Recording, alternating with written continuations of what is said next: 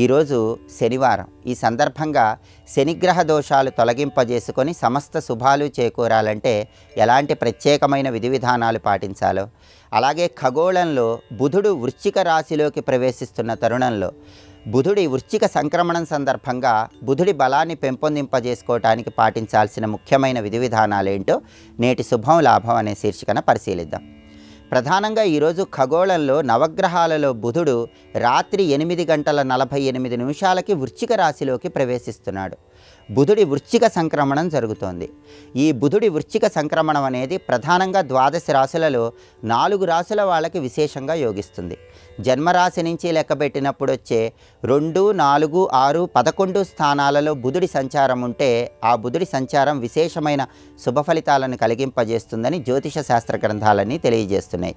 కాబట్టి ఈ బుధుడి సంచారం 12 రాశులలో తులారాశి వాళ్ళకి, సింహరాశి వాళ్ళకి, మిథున రాశి వాళ్ళకి, అదేవిధంగా మకర రాశి వాళ్ళకి యోగిస్తుంది. మిగిలిన రాశుల వాళ్ళు మాత్రం ఈ బుధుడి వృశ్చిక సంక్రమణం విశేషంగా యోగించాలన్నా, వృత్తి ఉద్యోగ వ్యాపార రంగాల్లో రాణించాలన్నా కొన్ని ప్రత్యేకమైన విధి విధానాలు పాటించాలి. వాటిలో ముఖ్యమైన విధి విధానం తులసి కోట దగ్గర పూజను నిర్వహించటం. నవగ్రహాలలో బుధుడిని ప్రసన్నం చేసుకోవాలంటే తులసి కోట దగ్గర ప్రమిదలో ఆవు నెయ్యి పోసి దీపాన్ని వెలిగించాలి.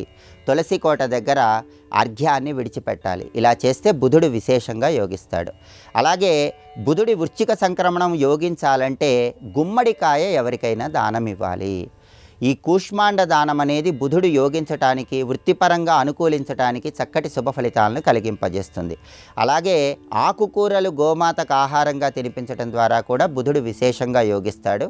ఈరోజు పగలు ఉపవాసం ఉండి రాత్రికి పెసరపప్పుతో తయారు చేయబడిన పదార్థాలు ఆహారంలో స్వీకరించడం ద్వారా కూడా బుధుడి వృశ్చిక సంక్రమణం వల్ల బుధుడు విశేషంగా యోగిస్తాడు. వృత్తి ఉద్యోగ వ్యాపార రంగాల్లో అద్భుతమైన శుభ ఫలితాలను సిద్ధింపజేసుకోవచ్చు.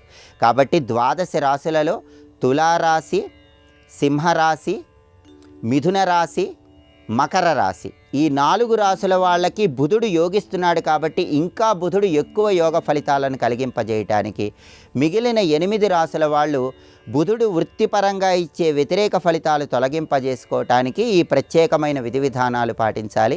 ఈ బుధుడి వృశ్చిక సంక్రమణం అనేది ఈ నెల 28వ తేదీ వరకు ఉంది. కాబట్టి ఈ నెల 28 వరకు కూడా విద్యారంగం, ఉద్యోగ రంగం, వ్యాపార రంగంలో అద్భుతమైన విజయాలు అందిపుచ్చుకోవాలంటే ఈరోజు ఈ ప్రత్యేకమైన విధి విధానాలు పాటించండి. అలాగే శనివారం కాబట్టి శని దోషాలన్నీ తొలగింపజేసుకోవటానికి ఆంజనేయ స్వామి ఆలయానికి వెళ్ళి ప్రదక్షిణలు చేయటం, దేవతా వృక్షాలైనటువంటి రావి చెట్టు, జమ్మి చెట్టు దగ్గర దీపాలు వెలిగించటం, ఈశ్వరుడికి నల్ల నువ్వులు కలిపిన జలాలతో అభిషేకం చేసుకోవటం ద్వారా శని దోషాలన్నీ తొలగింపజేసుకొని సమస్త శుభాలను సిద్ధింపజేసుకోవచ్చు.